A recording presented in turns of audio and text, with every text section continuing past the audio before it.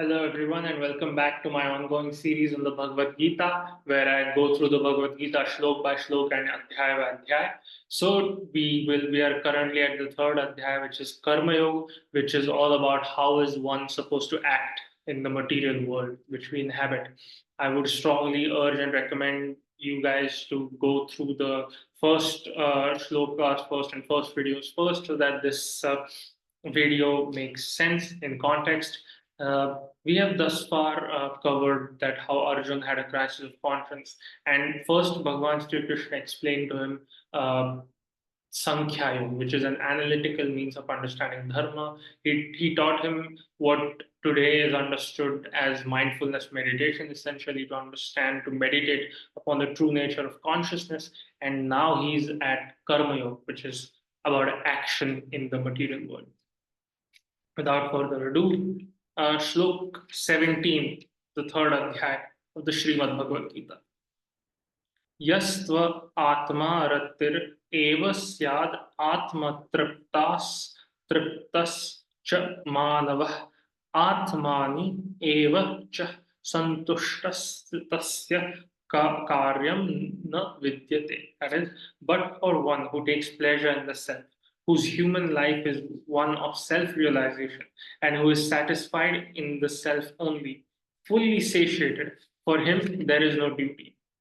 So, in the previous shlokas, Bhagavan Shri Krishna is telling Arjun that if you do not sacrifice to the gods, if you do not follow and obey the rituals, if you just live for your own self, then it is a wasted life. And then he goes on to say that one who takes pleasure in the self, one whose life is full of self realization. So he's not telling Arjun to be self involved or to be a narcissist. What he's saying is to seek, what does it mean to seek pleasure in the self? It means that you do not depend, do not be a slave to your wanton lusts and your wanton desires, right? Be perfectly satisfied with yourself and be focused on that which is transcendent, that which is above us, right? And for him there is no duty. Why? Because if you are that kind of an enlightened soul, I think anyway, this is my personal interpretation, if you're an enlightened soul and you know what the right purpose is and you know the path that you must walk, then you don't do it out of duty, because duty is I have to do this thing, I may or may not want to do this, but I have to do it, so I'm going to do it. But when you are a truly enlightened soul, it might be something like, I get to do the right thing, I'm compelled to do the right thing. So it may be a force that is so powerful that it's even beyond duty. Like, let's say you truly love your children and you're doing everything in the world for them. You don't do it because, oh, it's my duty to. You do it because you genuinely love them and you want to see them grow up before your very eyes. And I mean, I'm not a parent, but I have been told that it's a kind of love that, like, you'll never feel that kind of love for anyone in your entire life. And these are the most profound relationships in your entire life. So I think this is what they're trying to say, that to become enlightened to that extent that you do the right things not out of a sense of duty, but simply because they are the right things to do. Naiva tasya krute nartho nakrute neha kashran कश्चन न न चास्य सर्वभूतेषु काश्च काश्चिदर्थ व्यापाश्रय. That is, a self realized man has no purpose to fulfill in the discharge of his prescribed duties, nor has he any reason not to perform such work, nor has he any need to depend on any other living things. So, Bhagavan Sri Krishna is telling him that for a self realized man, there is no expectation. So, when he does his prescribed duties, he just does them, not by expecting some reward, not getting disappointed at if those things don't work out. He simply is enlightened to the point where success, failure, these dualities have ceased to bother him. He knows what he's supposed to do in life and he does it. Tasmad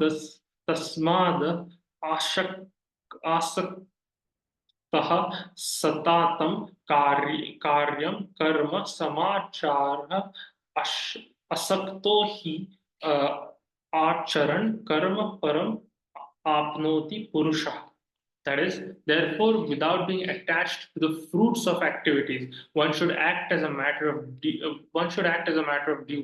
For by working without attachment, one attains the supreme. And I think so. This is what the Bhagavad Gita is saying, that you focus on the transcendent to such an extent that you just are not even attached to the fruit of your activities. And I believe this is the hardest thing to do, right? Because you're striving with everything you are and everything you have for a certain goal, right? And he said, okay, that's it. You're only entitled to your karma, your action. And the results of those actions are not in your hands. And you're not entitled to success or failure. And in this um, era where all that we are taught is, I'm entitled to this, I'm entitled to that, how profound is it to have a text from 8,000 years ago which says you're not even entitled to succeeding at the things that you're working hard towards, because that is up to the gods. कर्मण्यैव हि संसिद्धिमास्थिता जनकादयः लोकसंग्रहमेवापि संपश्यन्क ऋतुमहर्षि. So kings such as Janaka attained perfection solely by performance of prescribed duties. Therefore, for the sake of educating the people, you should perform your work. So King Janaka, who is referred here, is the father of Ma Sita, who is referred to as Janaki. So this is another name for Ma Sita. And Janaki often means from the earth, because it is said that Janak and his wife, they were plowing a field as part of yajna or ritual sacrifice, and there they found a baby girl within the earth, and that is why Masita is considered uh, uh, um, Masita is considered an avatar of goddess Lakshmi, but she's also considered off this earth because she was literally found in a field. And yeah, so King Janak had to be of a noble birth, and he had to be.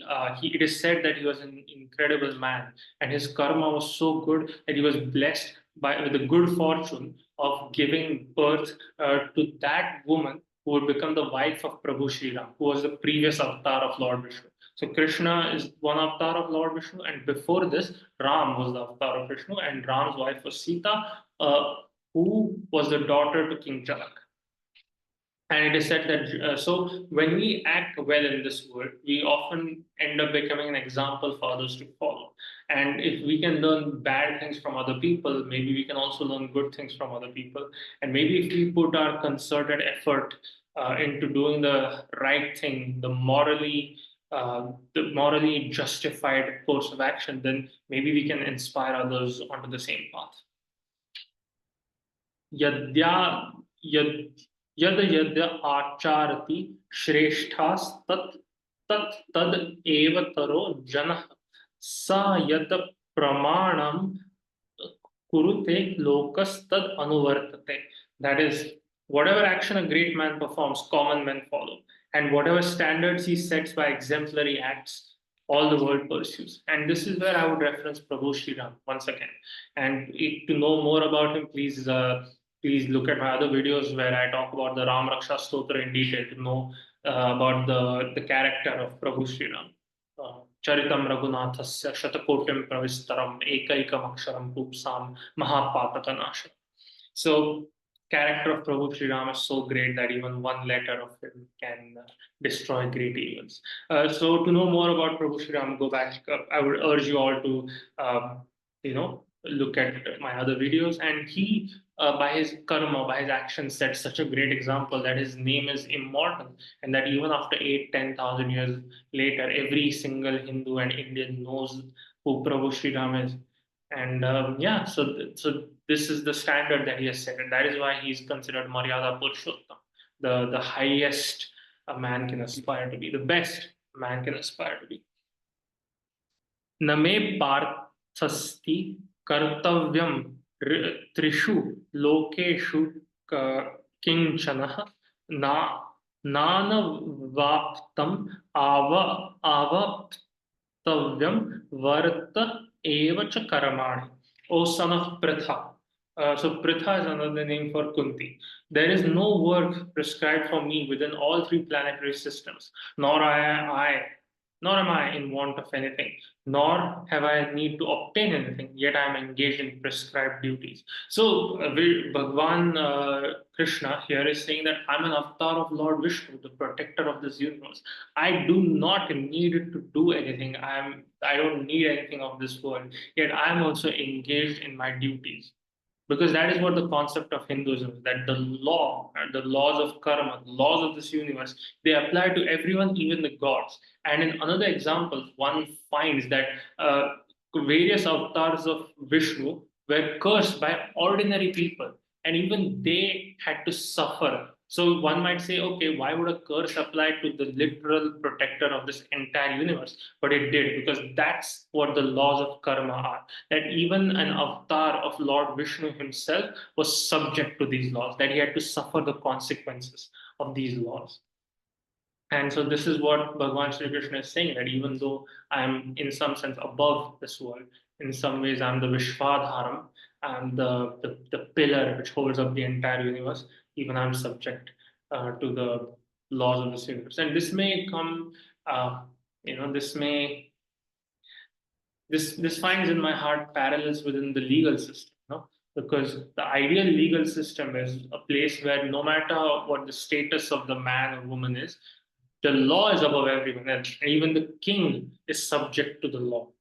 And with this, I would conclude this shlok of the Bhagavad Gita. Thank you for listening along. Please like, share, subscribe, and let me know in the comments what you think. Jai Shri Krishna.